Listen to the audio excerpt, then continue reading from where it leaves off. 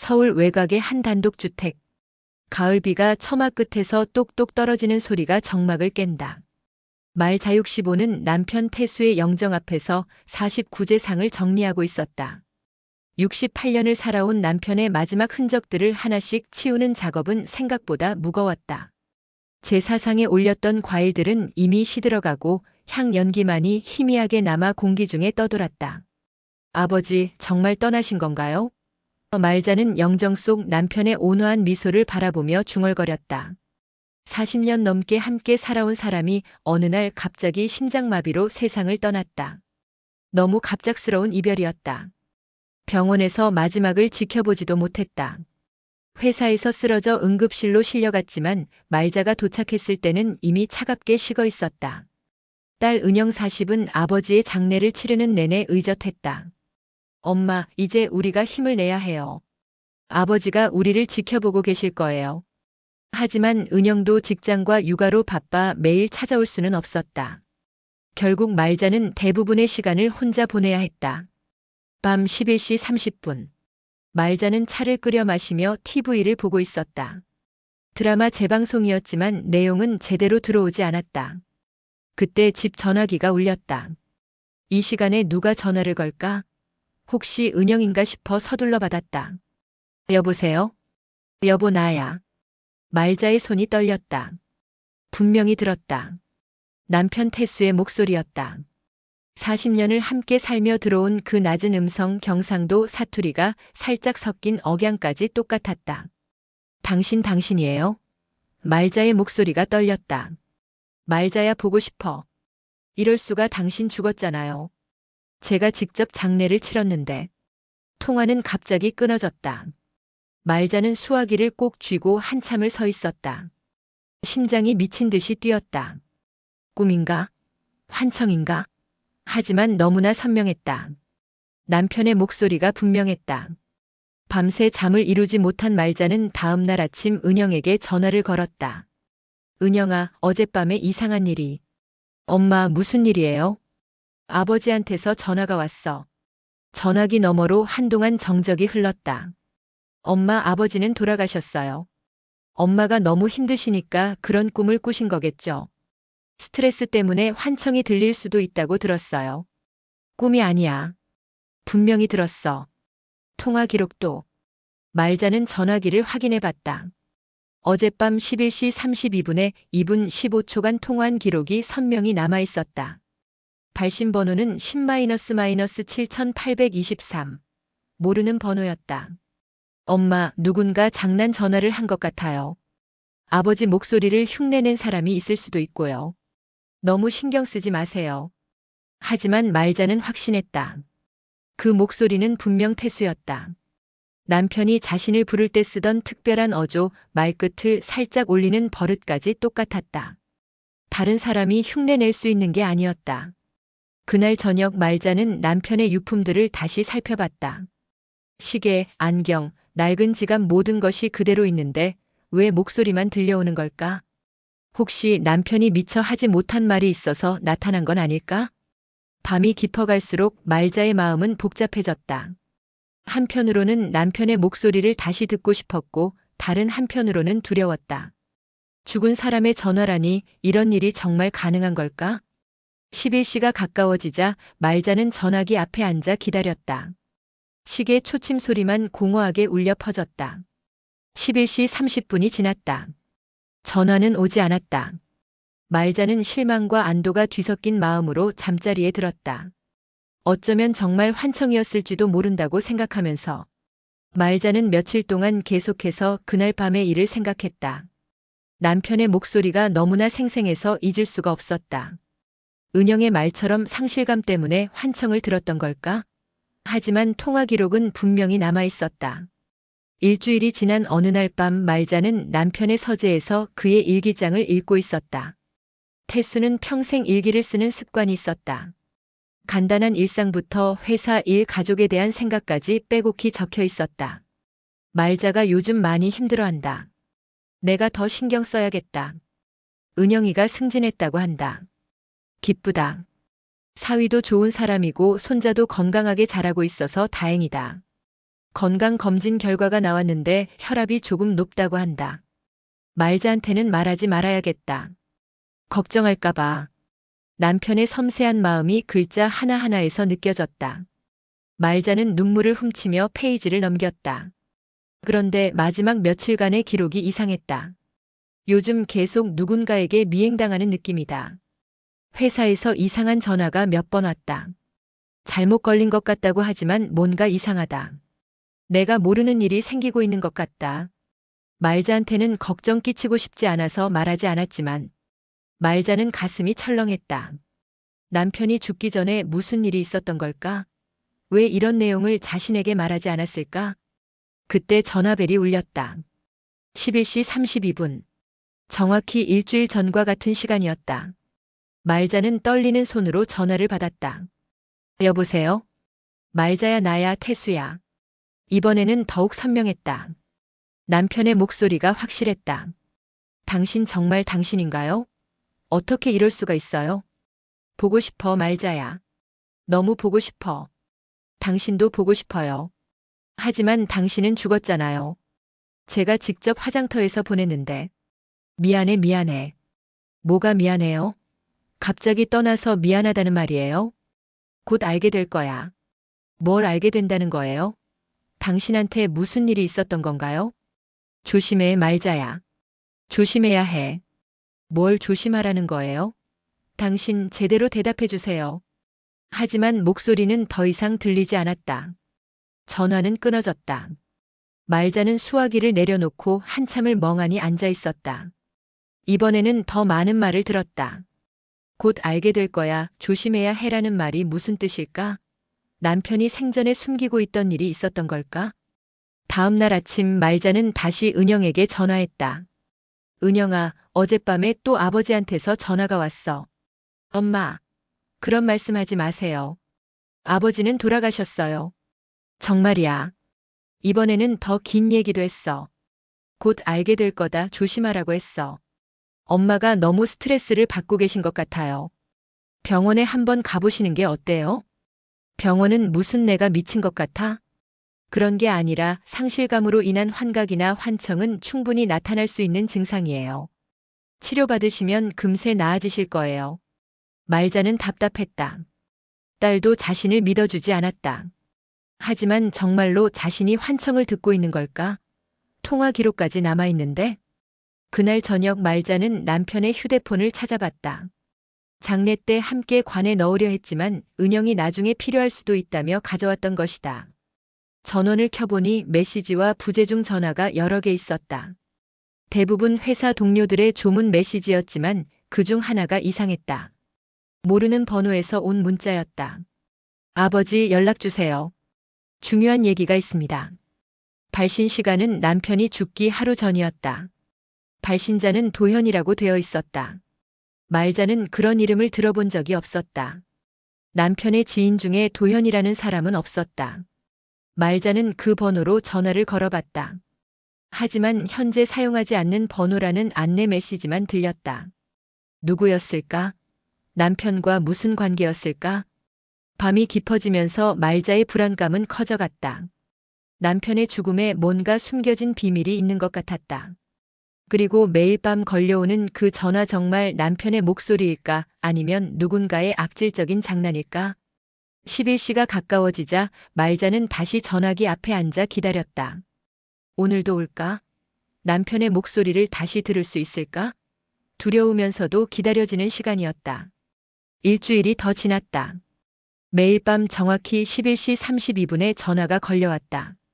말자는 이제 그 시간을 기다리게 되었다. 두려움보다는 그리움이 더 커졌다. 남편의 목소리를 들을 수 있는 유일한 시간이었으니까. 말자야, 오늘 뭐 했어? 집안 정리했어요. 당신 옷들 정리하느라 힘들었어요. 미안해. 정말 미안해. 왜 자꾸 미안하다고 해요? 당신이 뭘 잘못했다는 거예요? 하지만 남편의 목소리는 항상 같은 말만 반복했다. 곧 알게 될 거야, 조심해야 해, 미안해. 구체적인 대답은 해주지 않았다. 말자는 점점 더 혼란스러워졌다. 정말 남편이 저승에서 자신에게 말을 걸고 있는 걸까? 아니면 누군가 자신을 괴롭히려고 이런 짓을 하는 걸까? 어느 날 밤 말자는 용기를 내어 물어봤다. 당신 정말 태수 맞죠? 증명해보세요. 말자야. 우리가 처음 만난 곳이 어디였는지 말해보세요. 우리 결혼할 때 당신이 뭐라고 했는지 기억나세요? 말자야 사랑해. 맞는 대답이었다. 남편은 청혼할 때 말자야 사랑해. 나와 결혼해줘라고 단순하게 말했었다. 로맨틱하지는 않았지만 진심이 담긴 말이었다. 은영이 어릴 때 별명이 뭐였죠? 콩아리. 이것도 맞았다. 은영이는 어릴 때 유난히 작아서 콩아리라고 불렸다. 가족 외에는 아무도 모르는 별명이었다. 말자는 점점 더 확신하게 되었다. 정말 남편이 맞는 것 같았다. 하지만 동시에 더욱 무서워졌다. 죽은 사람이 전화를 걸어온다는 게 가능한 일일까? 당신 왜 죽었어요? 왜 저를 혼자 두고 갔어요? 미안해, 정말 미안해. 미안하다는 말만 하지 말고 제대로 설명해줘요. 말자는 울음을 터뜨렸다. 40년을 함께 살아온 남편이 갑자기 세상을 떠났다. 마음의 준비도 할 수 없었고 마지막 인사도 제대로 할 수 없었다. 너무 억울하고 서러웠다. 보고 싶어요.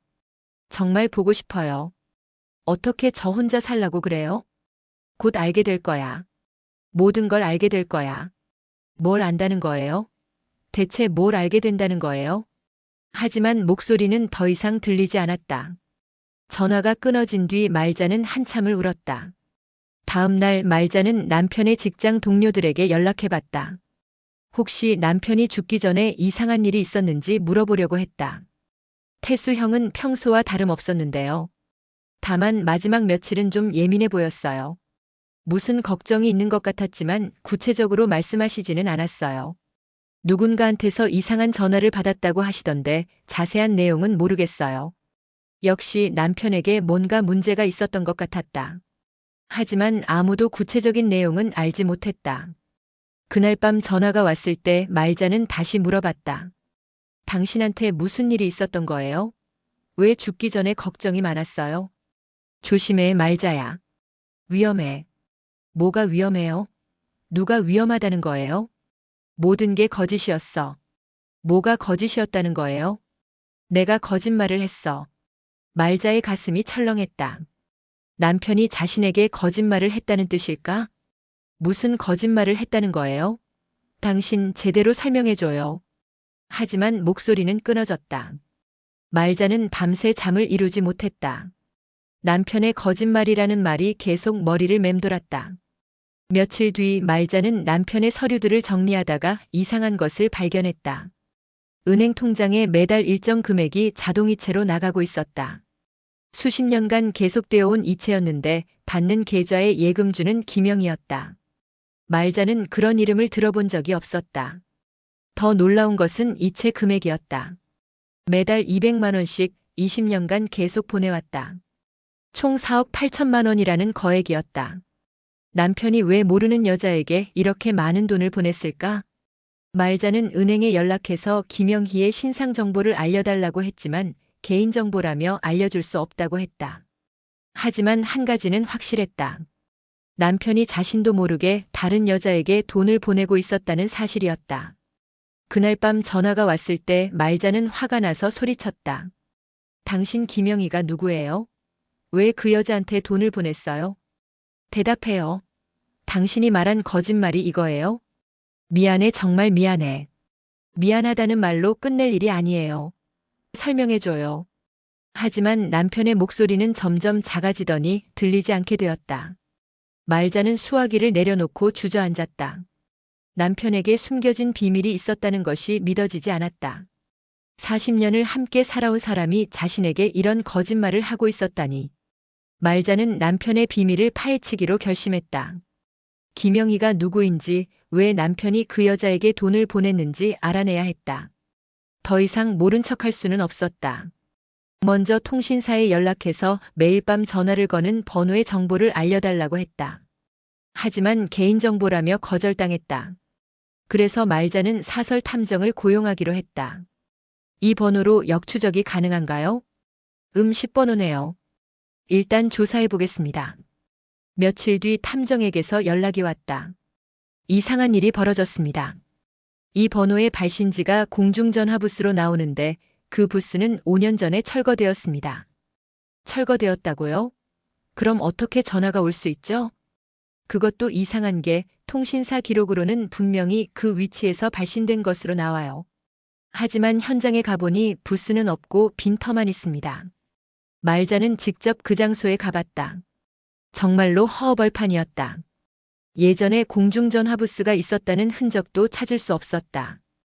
혹시 주변에 다른 공중전화는 없나요? 탐정은 주변을 더 조사해봤다. 그리고 놀라운 사실을 발견했다. 1km 정도 떨어진 곳에 아직 운영 중인 공중전화 부스가 하나 있습니다. 혹시 그 부스에서 전화를 걸었을 가능성이 있어요. 말자는 그 부스로 향했다. 낡은 빨간 공중전화 부스가 을씨년스럽게 서 있었다. 주변은 사람이 별로 없는 외진 곳이었다. 여기 CCTV는 없나요? 다행히 부스 맞은편 편의점에 CCTV가 있네요. 말자는 편의점 사장에게 사정을 이야기하고 CCTV 영상을 보여달라고 했다. 처음에는 거절했지만 남편이 죽었다는 이야기를 듣고 동정심을 느낀 사장이 도와주었다. 언제쯤 영상을 보고 싶으신가요? 매일 밤 11시 30분쯤이요. 사장은 지난 일주일간의 영상을 확인해 봤다. 그리고 깜짝 놀랄 만한 장면을 발견했다. 매일 밤 11시 20분쯤 한 남자가 공중전화 부스에 나타났다. 그는 부스 안에서 10분 정도 있다가 사라졌다. 정확히 말자에게 전화가 오는 시간이었다. 저 사람이 누구죠? 화면을 확대해 보니 30대 중반으로 보이는 남자였다. 키는 170cm 정도, 마른 체형의 짧은 머리였다. 그런데 그 남자의 옆얼굴이 어딘지 익숙했다. 말자는 가슴이 두근거렸다. 분명히 어디선가 본 얼굴이었다. 그런데 어디서 봤을까? 집에 돌아온 말자는 남편의 사진첩을 뒤져봤다. 혹시 남편의 지인 중에 비슷한 사람이 있을까 해서였다. 하지만 찾을 수 없었다. 그날 밤 전화가 왔을 때 말자는 직접적으로 물어봤다. 당신이 아니죠? 당신이 아니라 다른 사람이 전화하는 거죠? 말자야. CCTV에 다 나왔어요. 30대 남자가 공중전화 부스에서 전화 거는 거 다 봤어요. 당신 목소리를 흉내내는 거죠? 대체 누구예요? 왜 이런 짓을 하는 거예요? 하지만 목소리는 들리지 않았다. 전화가 끊어졌다. 다음 날 말자는 다시 탐정에게 연락했다. 그 남자가 누구인지 알아낼 수 있을까요? CCTV 화질이 별로 좋지 않아서 쉽지 않을 것 같은데 일단 얼굴 인식 프로그램을 돌려보겠습니다. 며칠 뒤 탐정에게서 연락이 왔다. 찾았습니다. 그 남자 이름은 도현이고 35세입니다. 도현이요? 어디서 들어본 이름인데. 말자는 갑자기 남편의 휴대폰에서 봤던 문자 메시지가 떠올랐다. 도현에게서 온 아버지 연락주세요라는 메시지. 혹시 그 사람 성이 뭐예요? 김씨입니다. 김도현이요. 말자의 머리가 하얗게 변했다. 김도현 그리고 김영애 혹시 이 둘이 관련이 있는 걸까? 주소도 알 수 있나요? 네, 서울 강서구에 살고 있습니다. 정확한 주소를 알려드릴게요. 말자는 그 주소를 받아 적었다. 이제 직접 만나서 따져봐야 할 때였다. 도대체 이 김도현이라는 남자가 누구이고 왜 남편의 목소리를 흉내내며 자신을 괴롭히는 걸까? 탐정에게서 더 자세한 정보를 들었다. 김도현은 프리랜서 성우로 일하고 있었다. 성우라면 다른 사람의 목소리를 흉내내는 것이 가능할 것이다. 그래서 남편의 목소리를 그렇게 완벽하게 재현할 수 있었던 것이다. 그런데 이상한 게 있어요. 이 사람이 태수 씨와 굉장히 닮았어요. 특히 젊었을 때 태수 씨 사진과 비교해 보니까 거의 똑같아요. 탐정이 보여준 김도현의 확대 사진을 보고 말자는 깜짝 놀랐다. 정말로 젊었을 때 남편과 닮아 있었다. 눈매, 코, 입술의 모양까지 비슷했다. 마치 남편의 젊은 시절을 보는 것 같았다. 혹시 혈연 관계일 가능성은 없나요? 그럴 가능성이 높아 보입니다. DNA 검사를 해보지 않으면 확실하지 않지만 외모상으로는 부자 관계로 보여도 무방할 정도예요. 말자는 머리가 복잡해졌다. 남편에게 숨겨진 아들이 있었다는 말인가? 그렇다면 김영희는 그 아이의 어머니일 가능성이 높았다. 남편이 20년간 매달 200만 원씩 보낸 돈은 양육비였던 것이다.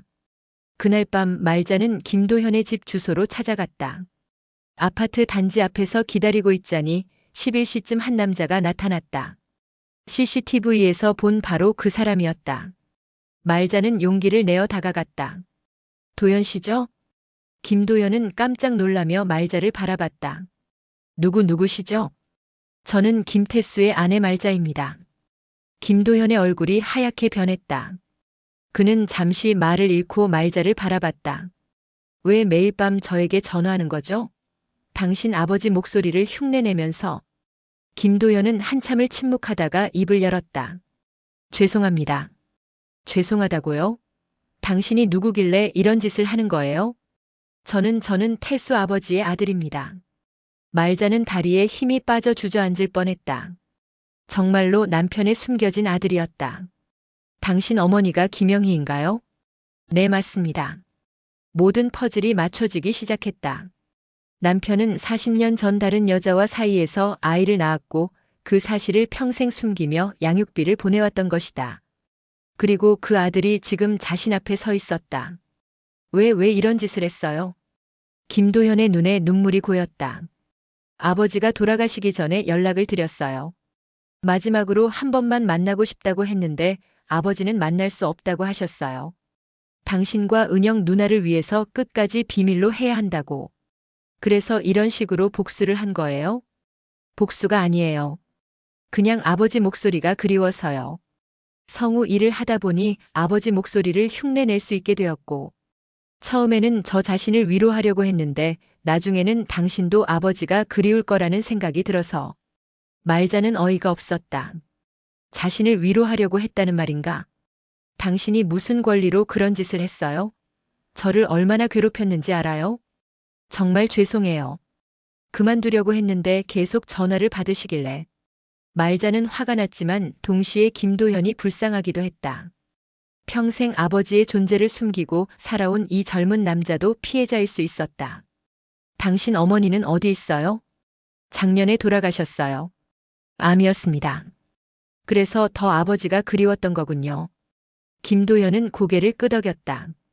어머니마저 세상을 떠나고 나니 세상의 혈육이라고는 아버지뿐이었는데 그 아버지도 자신을 인정해주지 않고 세상을 떠나버렸다. 얼마나 외롭고 서러웠을까. 앞으로 이런 전화는 하지 마세요. 저도 힘들어요. 네, 정말 죄송합니다. 말자는 김도현을 뒤로하고 집으로 돌아왔다. 40년 결혼 생활이 한순간에 무너진 기분이었다. 남편이 다른 여자와 사이에서 아이까지 낳았다니 이런 배신이 있을 수 있는가? 말자는 밤새 잠을 이루지 못했다. 남편 태수가 40년간 자신을 속이고 다른 여자 김영희와 관계를 맺었다는 사실이 믿어지지 않았다. 더군다나 그 사이에서 아들까지 낳았다니 자신의 인생이 통째로 거짓말이었던 것 같았다. 다음 날 아침 말자는 은영에게 전화를 걸었다. 은영아, 어머니가 너한테 충격적인 이야기를 해야겠다. 무슨 일이에요, 엄마? 당신 아버지에게 다른 아들이 있어. 전화기 너머로 정적이 흘렀다. 엄마, 무슨 말씀이세요? 말자는 김도현과의 만남, 김영희에게 보낸 양육비, 매일 밤의 전화 사건까지 모든 것을 털어놓았다. 은영은 한참 동안 말을 하지 못했다.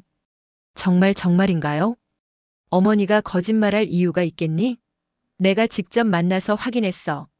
아버지가 그런 분이 아닌데 평생 엄마만 사랑한다고 하셨는데. 나도 그렇게 믿고 살았어. 하지만 현실은 달랐다. 은영은 충격을 받은 듯 말을 잇지 못했다. 자신이 알고 있던 아버지는 성실하고 가정적인 사람이었다. 외도는커녕 술자리도 자주 나가지 않는 모범적인 가장이었다. 그런 아버지가 다른 여자와 40년간 관계를 유지했다는 것이 믿기지 않았다. 그 사람 도현이라는 사람은 어떻게 생겼어요? 당신 아버지를 빼닮았어.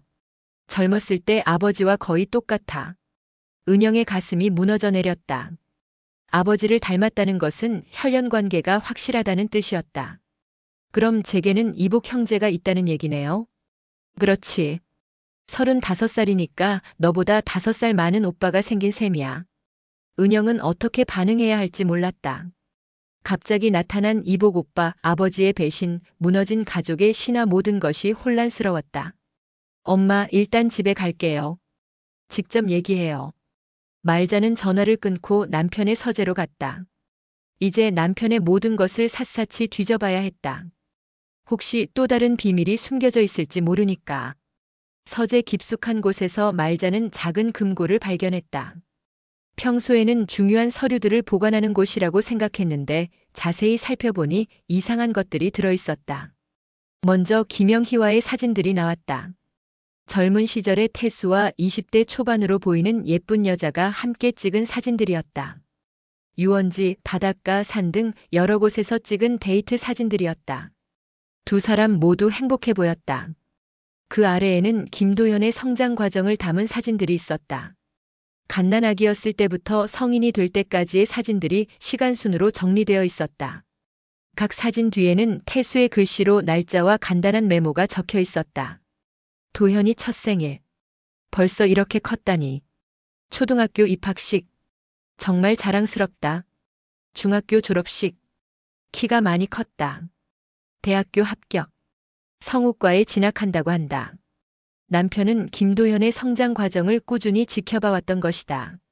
멀리서나마 아버지 역할을 하려고 노력했던 흔적들이었다. 말자는 가슴이 찢어지는 것 같았다. 남편이 자신과 함께 살면서도 다른 가족을 그렇게 애정 깊게 돌봤다는 사실이 배신감을 더욱 크게 만들었다. 가장 아래쪽에는 김영희의 병원 진단서가 있었다. 폐암 사기 판정을 받은 것이 2년 전이었고 투병 과정의 기록들이 자세히 남아 있었다. 태수는 김영희의 치료비까지 대주고 있었다. 그리고 마지막으로 김영희가 죽기 전에 태수에게 쓴 편지가 있었다. 태수야, 나는 곧 떠날 것 같아. 40년 동안 당신을 독차지할 수 없어서 미안했어. 말자 씨가 더 좋은 부인이었다는 걸 알고 있어. 하지만 나도 당신을 정말 사랑했어. 도현이를 잘 부탁해. 이제 당신이 그 아이에게 있어 세상의 전부야. 말자는 편지를 읽으며 울었다. 김영희도 나름대로는 양심의 가책을 느끼며 살았던 것 같았다. 하지만 그렇다고 해서 40년간의 배신이 용서되는 것은 아니었다. 저녁에 은영이 집에 왔다. 딸의 얼굴에는 충격과 분노가 뒤섞여 있었다. 엄마, 정말 모르고 계셨어요? 정말 몰랐어. 아버지가 그렇게 완벽하게 숨겼으니까. 어떻게 40년 동안이나 비밀을 유지할 수 있었을까요? 아버지가 워낙 꼼꼼한 사람이었잖아. 일정 관리도 철저히 했고 거짓말도 자연스럽게 했을 거야. 은영은 아버지의 금고 안에 있던 사진들과 편지를 보고 더욱 충격을 받았다. 아버지가 저 여자를 정말 사랑했나 봐요. 이렇게 많은 걸 남겨놨다니. 그렇겠지. 안 그랬다면 40년 동안 관계를 유지할 수 없었을 거야. 그럼 우리는 뭐였어요? 아버지에게 우리는 대체 뭐였던 거예요? 말자도 같은 질문을 스스로에게 하고 있었다. 태수에게 자신과 은영은 어떤 존재였을까? 진짜 가족일까? 아니면 그냥 의무적으로 유지해야 하는 관계였을까? 아무리 생각해도 이해할 수 없어요. 왜 이혼하지 않고 이런 식으로 살았을까요? 아마 두 가족 모두를 포기할 수 없었던 것 같아. 욕심쟁이였던 거지. 그날 밤 말자는 김도현에게 전화를 걸었다. 더 자세한 이야기를 들어봐야겠다고 생각했다. 도현 씨? 말자입니다. 아, 네. 안녕하세요. 당신과 만나서 이야기해야 할 것 같아요. 내일 시간 되나요? 네, 괜찮습니다. 다음 날 말자는 김도현을 조용한 카페로 불러냈다. 직접 만나서 태수와 김영희의 관계에 대해 더 자세히 듣고 싶었다. 김도현은 조심스럽게 입을 열었다. 어머니한테서 들은 이야기로는 아버지와 어머니는 대학교 동창이었다고 해요. 처음에는 서로 사랑하는 사이였는데 아버지가 집안의 반대로 말자 어머니와 결혼하게 되었다고. 집안의 반대? 네. 아버지 집에서는 어머니의 집안이 마음에 들지 않았다고 해요. 그래서 선을 보고 말자 어머니와 결혼하게 되었다고 들었어요. 말자는 씁쓸했다. 자신도 연애 결혼이 아니라 중매 결혼이었다는 걸 알고 있었다. 하지만 결혼 후에 서로 사랑하게 되었다고 생각했는데 남편의 마음에는 계속 다른 여자가 있었던 것이다. 그럼 당신 어머니는 언제부터 아버지와 결혼하신 지 5년 뒤부터요. 어머니가 아버지를 잊지 못해서 혼자 지내고 있을 때 아버지가 다시 연락을 했다고 해요. 5년 뒤면 은영이가 태어나고 얼마 안 되었을 때네요. 김도연은 고개를 끄덕였다. 말자는 더욱 화가 났다. 딸이 갓 태어났을 때 남편은 다른 여자와 바람을 피우기 시작했던 것이다.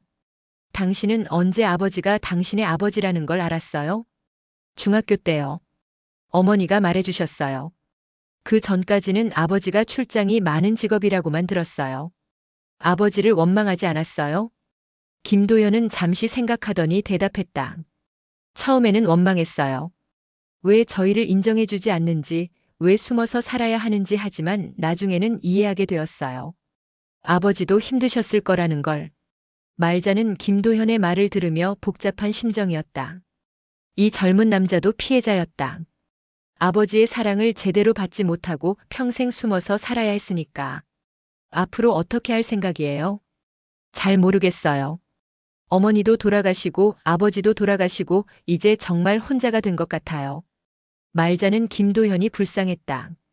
하지만 동시에 자신의 가정을 파괴한 원인 중 하나이기도 했다. 어떻게 대해야 할지 모르겠었다. 며칠 뒤 말자는 태수의 서재를 본격적으로 정리하기 시작했다. 이미 발견한 비밀 외에도 다른 숨겨진 것들이 있을지 모르니까. 40년간 함께 살면서도 남편을 제대로 알지 못했다는 사실이 두려웠다. 책장 뒤편에서 말자는 또 다른 상자를 발견했다. 그 안에는 더욱 충격적인 것들이 들어있었다. 김영희와 김도현의 가족 사진들이 정식으로 액자에 담겨져 있었다. 마치 정식 가족 사진처럼 잘 정리되어 있었다. 태수와 김영희, 그리고 어린 김도현이 함께 찍은 사진들이었다. 놀이공원, 바닷가, 산에서 찍은 가족 나들이 사진들이었다.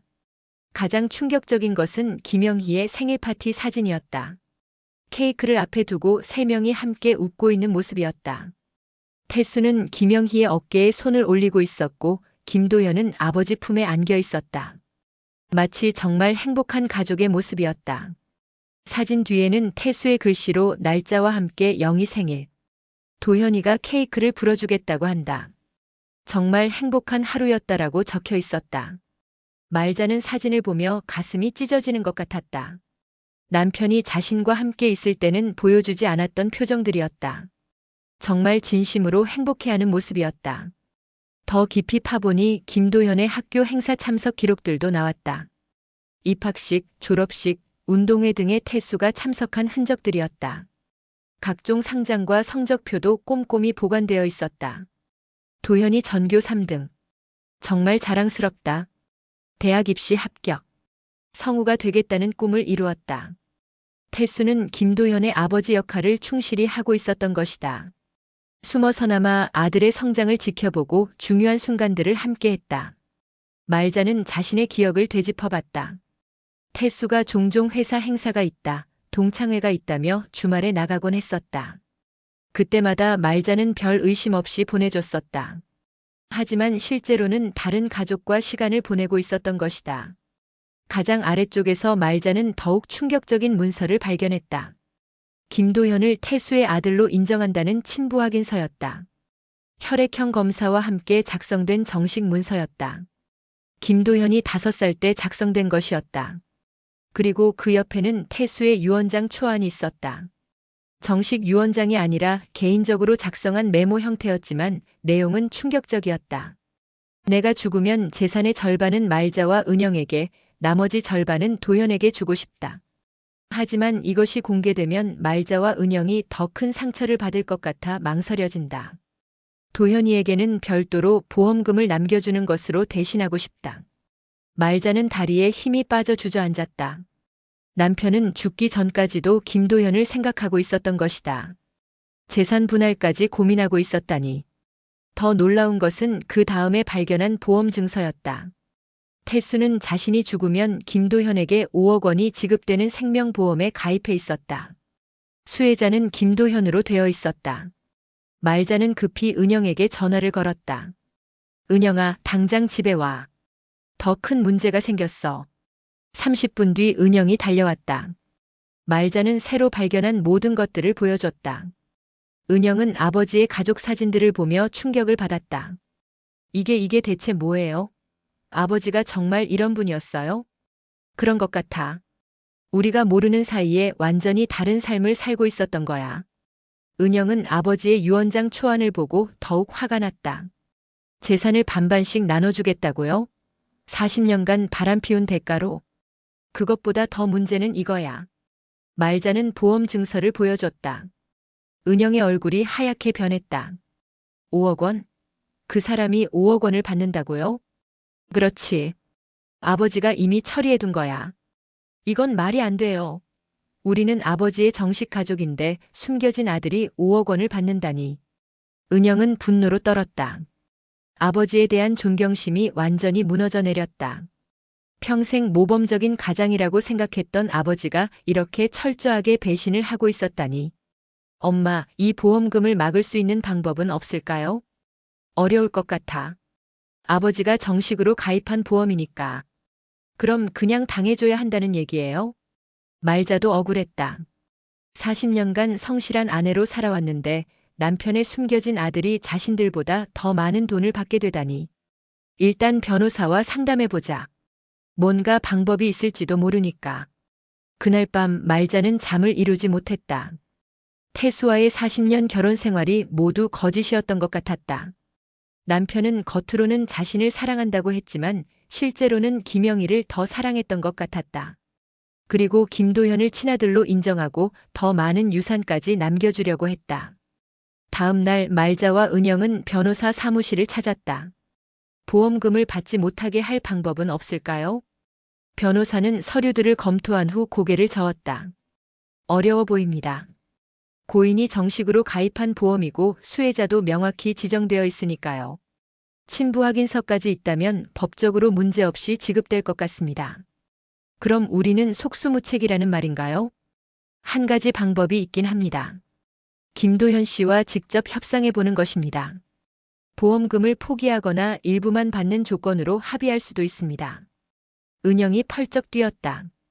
왜 우리가 그런 사람과 협상을 해야 해요? 우리가 피해자인데. 법적으로는 김도현 씨도 고인의 정당한 아들입니다. 감정적으로는 이해하지만 법은 혈연 관계를 인정합니다. 말자와 은영은 절망적인 마음으로 집에 돌아왔다. 남편의 배신은 죽어서도 계속되고 있었다. 그날 저녁 말자는 김도현에게 전화를 걸었다. 도현 씨 만나서 이야기할 수 있을까요? 중요한 얘기가 있어요. 김도현은 말자의 목소리에서 심상치 않음을 느꼈다. 무슨 일이세요? 당신이 받을 보험금에 대해서 얘기해야 할 것 같아요. 김도현은 잠시 침묵했다. 아마 보험금에 대해서는 이미 알고 있을 것이다. 내일 뵙겠습니다. 다음 날 말자와 은영은 김도현을 만났다. 카페에서 마주 앉은 세 사람의 분위기는 차가웠다. 보험금에 대해서 알고 계시죠?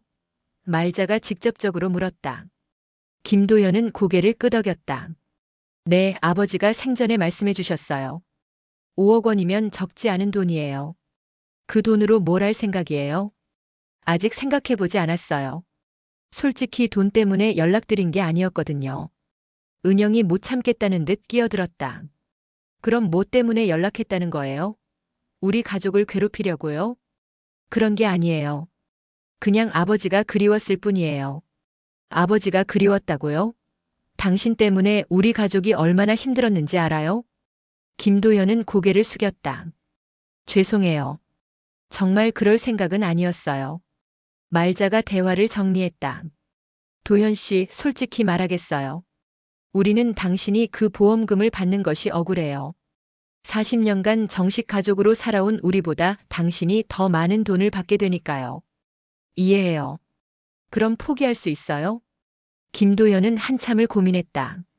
일부는 포기할 수 있어요. 하지만 전부는 어려워요. 어머니 병원비로 빚이 많이 있거든요. 은영이 냉소적으로 웃었다. 역시 돈 때문이었네요. 그런 게 아니에요. 정말 어쩔 수 없는 상황이에요. 말자는 김도현의 입장도 이해했다. 어머니의 치료비로 빚을 졌다면 그 돈이 절실할 것이다. 얼마나 빚이 있어요? 2억 정도요. 그럼 2억만 받고 나머지는 포기할 수 있어요? 김도연은 잠시 고민하더니 고개를 끄덕였다.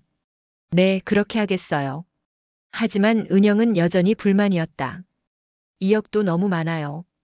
당신이 무슨 권리로 그 돈을 받는다는 거예요? 은영아, 그만해. 말자가 딸을 말렸다. 엄마는 왜 그렇게 관대하세요? 우리가 피해자라고요. 우리도 피해자지만 도연 씨도 피해자야. 평생 아버지를 제대로 만나지도 못하고 살았잖아. 은영은 어머니의 말에 당황했다. 왜 어머니가 김도연의 편을 드는 것 같았기 때문이다. 엄마, 설마 그 사람을 동정하는 거예요? 동정이 아니라 현실을 받아들이는 거야. 이미 벌어진 일을 되돌릴 수는 없어. 김도연은 조심스럽게 입을 열었다. 저 한 가지 제안이 있어요. 뭔가요? 보험금 대신에 아버지의 다른 유품들을 받을 수 있을까요? 아버지와 관련된 것들이요. 말자와 은영은 놀랐다. 돈 대신 유품을 원한다는 것이었다. 어떤 유품을 말하는 거예요? 아버지가 쓰시던 시계나 안경, 일기장 같은 것들이요. 돈보다는 아버지를 기억할 수 있는 것들이 더 소중해요. 은영은 어이가 없었다. 5억 원 대신 시계와 안경을 받겠다는 거예요? 네. 저에게는 그게 더 의미 있어요. 말자는 김도현의 진심을 느꼈다. 정말로 돈보다는 아버지의 흔적을 원하는 것 같았다. 정말 그렇게 하겠어요? 5억 원을 포기하고. 네. 대신 아버지와 관련된 추억들을 가지고 싶어요. 은영은 여전히 의심스러워했다. 나중에 마음이 바뀌면 어떻게 해요? 법적으로 문서를 작성하겠어요. 보험금 청구권을 완전히 포기한다고. 말자는 김도현의 제안을 받아들이기로 했다. 돈보다 진정성이 느껴졌기 때문이다. 좋아요. 그렇게 합시다. 하지만 은영은 끝까지 반대했다. 엄마 정말 괜찮아요? 나중에 후회하지 마세요. 괜찮아. 이게 맞는 것 같아. 그날 저녁 말자는 태수의 유품들을 정리했다. 시계, 안경, 만년필, 일기장 등을 따로 모아뒀다. 이것들을 김도현에게 주면 정말로 5억 원을 포기할까? 아니면 나중에 마음이 바뀔까? 하지만 말자는 김도현을 믿어보기로 했다. 그의 눈에서 진심을 봤기 때문이다. 돈보다는 정말로 아버지의 흔적을 원하는 것 같았다. 김도현이 보험금을 포기한다는 소식을 들은 은영은 여전히 의심스러워했다. 정말로 5억 원을 포기할 사람이 있을까? 분명히 다른 속셈이 있을 것이라고 생각했다. 며칠 뒤 은영은 혼자서 김도현을 만나러 갔다. 어머니 몰래 김도현의 진짜 속내를 알아보려고 했다.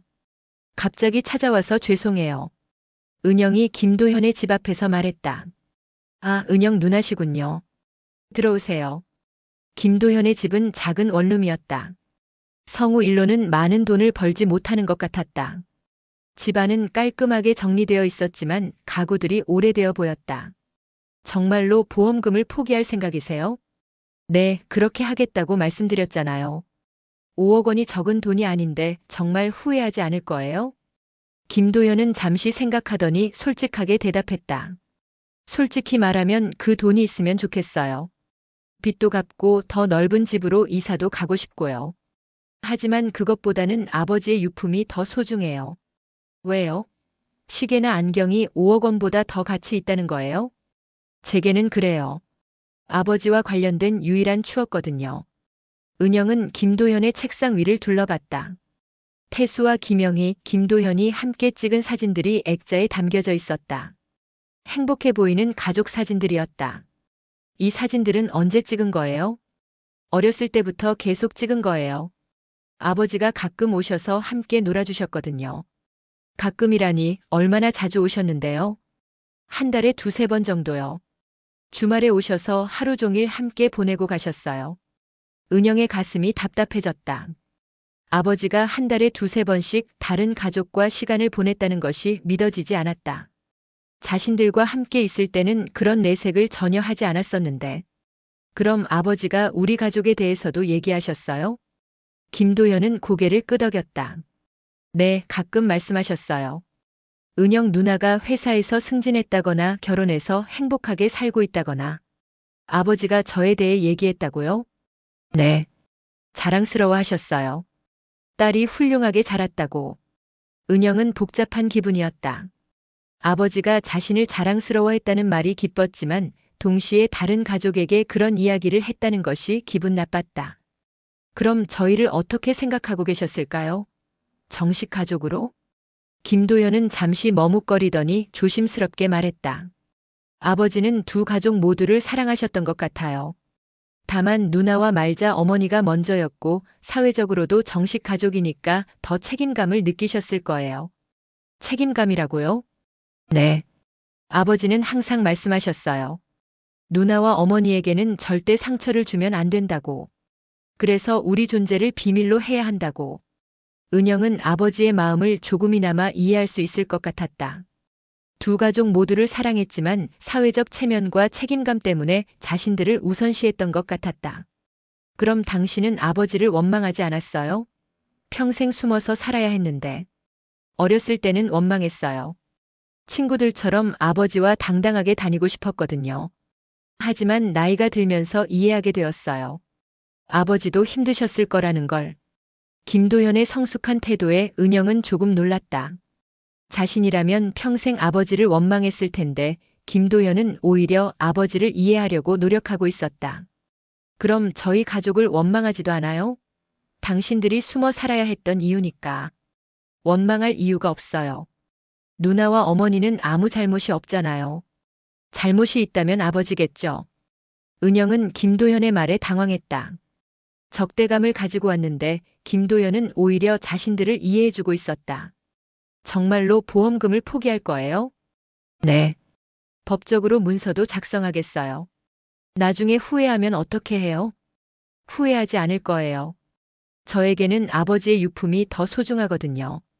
은영은 김도현의 집을 둘러보며 생각했다. 이 좁은 원룸에서 혼자 살아가는 김도현이 불쌍하기도 했다. 5억 원이 있다면 훨씬 나은 삶을 살 수 있을 텐데. 한 가지만 물어봐도 될까요? 네. 정말 솔직하게 대답해 주세요. 아버지가 어머니와 저 그리고 당신과 당신 어머니 중에서 누구를 더 사랑했다고 생각해요? 김도연은 한참을 고민했다. 이 질문에 어떻게 대답하든 상처를 줄 수밖에 없을 것 같았다. 잘 모르겠어요. 아마 다른 종류의 사랑이었을 것 같아요. 다른 종류라니요? 말자 어머니에 대한 사랑은 책임감과 의무감이 섞인 사랑이었을 것 같고 제 어머니에 대한 사랑은 더 감정적이고 열정적인 사랑이었을 것 같아요. 은영은 가슴이 아팠다. 김도연의 말이 맞는 것 같았다. 아버지가 어머니를 사랑하긴 했지만 김영희에 대한 사랑과는 다른 종류의 사랑이었을 것이다. 그럼 아버지는 불행했을까요? 두 가족 사이에서 괴로워했을까요? 그랬을 것 같아요. 아버지는 항상 미안하다는 표정을 지으셨거든요. 저희와 있을 때도 아마 누나네와 있을 때도 미안했을 거예요. 은영은 아버지의 마음이 조금이나마 이해되기 시작했다. 두 가족 모두를 사랑했지만 어느 쪽도 완전히 행복하게 해줄 수 없어서 평생 괴로워했을 것이다. 앞으로 어떻게 살 생각이에요? 그냥 조용히 살려고요. 성우 일을 계속하면서요. 우리와 연락하거나 만나려고 하지는 않겠죠? 김도연은 잠시 서운한 표정을 지었지만 곧 이해한다는 듯 고개를 끄덕였다. 네, 그렇게 하겠어요. 더 이상 연락드리지 않을게요. 은영은 김도현의 집을 나서며 복잡한 기분이었다. 처음에는 적대감을 가지고 왔는데 막상 만나보니 김도현은 생각보다 착하고 성숙한 사람이었다. 오히려 자신이 이기적인 사람인 것 같아서 부끄러웠다. 집에 돌아온 은영은 어머니에게 김도현과의 만남에 대해 이야기했다. 그 사람 생각보다 괜찮은 사람인 것 같아요. 그렇지? 나도 그렇게 생각했어. 정말로 보험금을 포기할 것 같고요. 다행이야. 그럼 우리도 마음을 정리할 수 있겠네. 하지만 은영은 여전히 아버지에 대한 분노가 남아 있었다. 그래도 아버지가 한 일은 용서할 수 없어요. 40년간 우리를 속이고 다른 가족과 살았다니. 나도 화가 나. 하지만 이미 돌아가신 분을 어떻게 하겠어? 아버지 제사도 지내기 싫어요. 그럴 자격이 있는지 모르겠어요. 말자도 같은 생각이었다.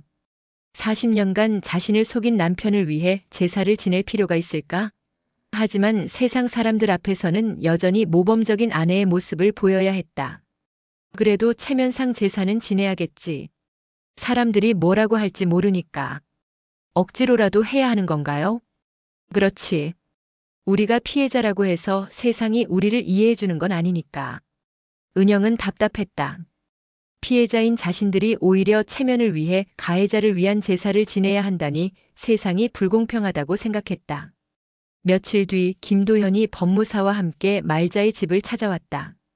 보험금 청구권 포기 서류를 작성하러 온 것이었다. 정말로 후회하지 않겠어요? 말자가 마지막으로 확인했다. 네, 후회하지 않겠어요. 김도현은 서류에 서명을 했다. 5억 원을 완전히 포기하는 문서였다. 법무사가 서류를 공증하자 모든 절차가 끝났다. 그럼 이제 아버지 유품을 가져가세요. 말자는 미리 준비해둔 상자를 김도현에게 건넸다. 태수의 시계, 안경, 만년필, 일기장 등이 들어있었다. 김도현은 상자를 받아들며 눈물을 글썽였다. 감사해요. 정말 감사해요. 앞으로는 연락하지 마세요. 서로 힘들 뿐이에요. 네, 알겠어요. 김도현이 떠난 후 말자와 은영은 허탈한 기분이었다. 이제 정말로 태수와 관련된 모든 일이 끝난 것 같았다. 이제 어떻게 살아야 할까요? 은영이 물었다. 처음부터 다시 시작하는 수밖에 없겠지. 40년간 함께 살았던 사람이 사실은 내가 모르는 사람이었다고 생각하고 쉽지 않을 것 같아요. 그래도 살아야지. 우리가 죽을 수는 없잖아. 말자는 창밖을 바라보며 생각했다. 이제 정말로 혼자가 되었다. 40년간 의지했던 남편은 이미 세상에 없고 그나마 그 남편마저 자신이 모르는 사람이었다. 앞으로 어떻게 살아가야 할까? 김도현이 보험금을 포기하고 유품을 가져간 지 일주일이 지났다. 말자는 이제 정말로 모든 것이 끝났다고 생각했다. 더 이상 남편의 비밀도 숨겨진 가족도 없을 것이라고 생각했다. 하지만 세상은 말자에게 마지막 충격을 준비하고 있었다. 어느 날 저녁 말자는 태수의 옷들을 정리하고 있었다. 이제 남편의 흔적들을 완전히 지워버리고 새로운 삶을 시작하려고 했다. 옷장을 비우다가 코트 주머니에서 이상한 것을 발견했다. 작은 수첩이었다. 펼쳐보니 여러 여자들의 이름과 전화번호가 적혀 있었다. 김영애 외에도 다른 여자들의 이름이 10여 명 있었다. 이게 뭐야? 말자는 가슴이 철렁했다. 설마 김영애 외에도 다른 여자들이 더 있었던 건 아닐까? 수첩을 자세히 살펴보니 각 이름 옆에 간단한 메모가 적혀 있었다. 수연 마이너스 회사 후배 조심할 것. 미영 마이너스 동창회에서 만남 한 번만. 정혜 마이너스 카페 사장 정기적 만남. 말자는 다리에 힘이 빠져 주저앉았다. 김영희만이 아니었다. 태수는 평생에 걸쳐 여러 여자들과 관계를 맺고 있었던 것이다. 급히 은영에게 전화를 걸었다. 은영아, 또 문제가 생겼어. 당장 와. 30분 뒤 은영이 달려왔다. 말자는 수첩을 보여주며 상황을 설명했다. 이게 뭐예요? 또 다른 여자들이 있었다는 거예요? 그런 것 같아. 김영희가 전부가 아니었던 것 같아. 은영은 수첩을 넘겨가며 분노했다. 아버지가 정말 이런 분이었어요? 바람둥이였다는 말이에요? 그런 것 같아. 우리가 전혀 몰랐던 아버지의 모습이야. 두 사람은 충격에 빠져 한참을 말하지 못했다. 김영희와의 관계도 충격적이었는데 다른 여자들까지 있었다니. 이 여자들한테 전화해 볼까요? 그럴까? 아버지가 어떤 관계였는지 알아봐야겠어. 말자는 수첩에 적힌 첫 번째 번호로 전화를 걸었다. 수연이라고 적힌 번호였다. 여보세요? 안녕하세요. 혹시 김태수 씨를 아세요? 김태수요? 아, 네, 알죠. 그런데 누구세요? 저는 김태수의 아내입니다. 전화기 너머로 놀라는 소리가 들렸다. 아, 아내분이시라고요? 네. 남편이 돌아가신 지 얼마 안 되어서 정리하다가 당신 번호를 발견했어요. 어떤 관계셨는지 궁금해서 연락드렸어요. 돌아가셨다고요? 언제요? 한 달 전에요. 심장마비로. 아, 그래서 연락이 없었구나. 말자는 가슴이 찢어지는 것 같았다. 역시 태수와 관계가 있었던 것이다. 어떤 관계셨나요? 저희는 그냥 친구 사이였어요. 가끔 만나서 차 마시는 정도였고요. 친구요? 정말 그게 전부예요? 수연은 한참을 망설이더니 솔직하게 말했다. 솔직히 말하면 몇 번 만난 적이 있어요. 하지만 깊은 관계는 아니었어요. 몇 번이요? 3-4번 정도요. 태수 씨가 외로워하시길래. 말자는 더 이상 듣고 싶지 않았다. 알겠어요. 감사합니다. 전화를 끊고 말자는 주저앉았다. 정말로 다른 여자들과도 관계가 있었던 것이다.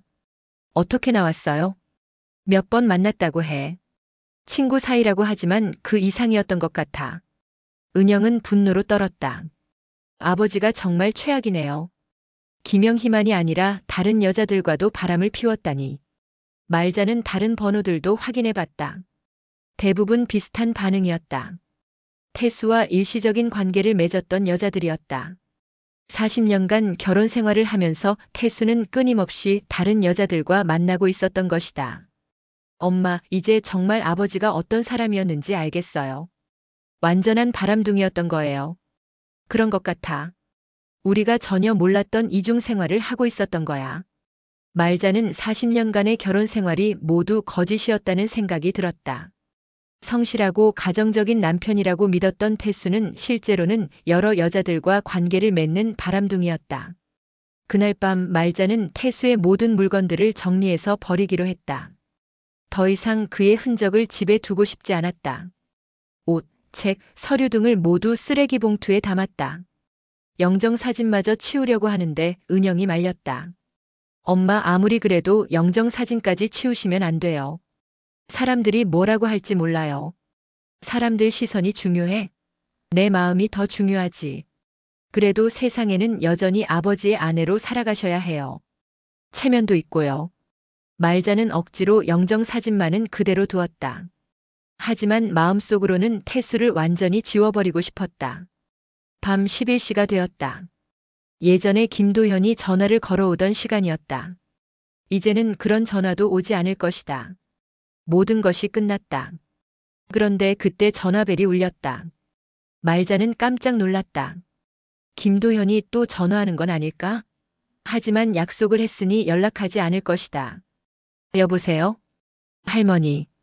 어린아이의 목소리였다.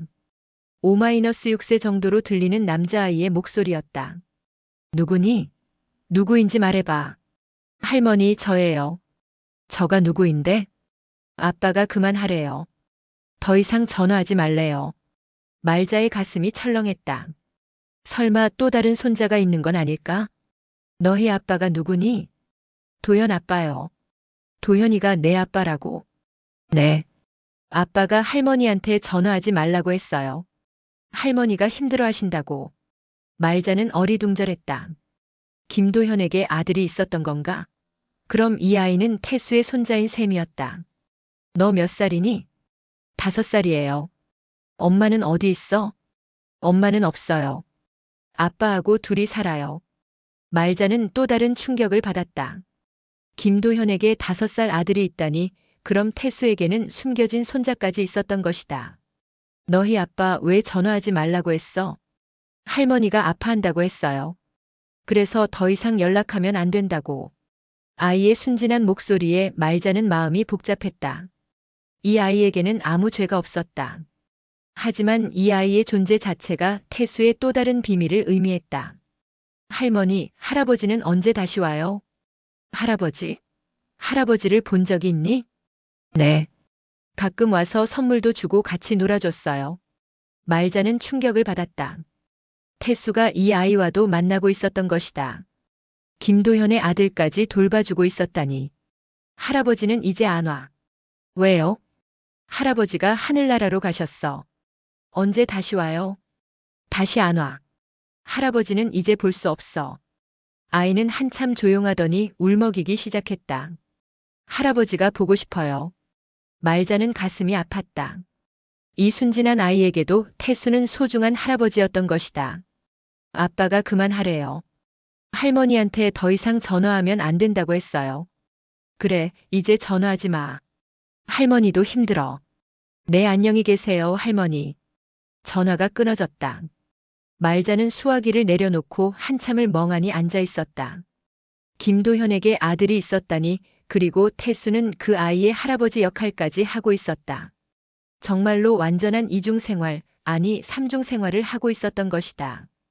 은영에게 전화해서 상황을 설명했다. 뭐라고요? 도현에게 아들이 있다고요? 그래. 5살짜리 아들이 있어. 아버지를 할아버지라고 부르더라. 그럼 우리에게는 조카가 있다는 얘기네요? 그렇지. 아버지의 숨겨진 손자야. 은영은 또 다른 충격에 빠졌다. 이복 형제도 놀라웠는데 조카까지 있다니. 아버지가 정말 어떤 분이었는지 모르겠어요. 우리가 아는 아버지와 완전히 다른 사람이었네요. 나도 그래. 40년을 함께 살았는데 정말 모르는 사람이었어. 말자는 이제 정말로 모든 것이 끝났다고 생각했다. 더 이상 숨겨진 비밀은 없을 것이다. 김영희, 김도현 그리고 다른 여자들, 심지어 숨겨진 손자까지 태수의 이중생활의 전모가 드러났다. 며칠 뒤 말자는 김도현에게 마지막 전화를 걸었다. 도현 씨, 당신 아들에게서 전화가 왔어요. 죄송해요. 제가 조심하겠다고 했는데. 5살이라면서요? 네, 죄송합니다. 말씀드리지 못해서. 아버지가 그 아이도 알고 계셨나요? 네. 가끔 놀러와서 같이 놀아주셨어요. 말자는 한숨을 쉬었다. 정말로 태수는 완전한 이중 생활을 하고 있었던 것이다. 앞으로는 정말 연락하지 마세요. 당신 아들도 마찬가지고요. 네, 알겠습니다. 정말 죄송해요. 전화를 끊고 말자는 창밖을 바라봤다. 이제 정말로 모든 것이 끝났다. 40년간의 결혼 생활이 거짓이었다는 것을 알게 되었고 남편의 숨겨진 가족들도 모두 알게 되었다. 앞으로 어떻게 살아가야 할까? 세상 사람들 앞에서는 여전히 태수의 사랑받는 아내로 살아가야 한다.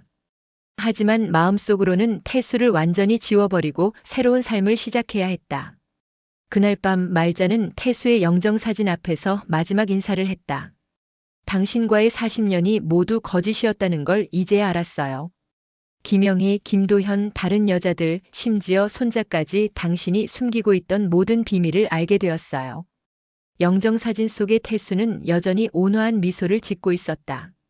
그래도 미워할 수는 없어요. 40년을 함께 살았으니까. 하지만 용서할 수도 없어요. 저를 너무 많이 속였거든요. 말자는 영정사진을 뒤집어 놓았다. 더 이상 태수의 얼굴을 보고 싶지 않았다. 이제 정말 안녕이에요. 다시는 당신을 그리워하지 않을 거예요. 밖에서는 가을바람이 차갑게 불고 있었다. 말자는 창문을 열고 깊은 숨을 쉬었다. 이제 새로운 삶이 시작되는 것이다.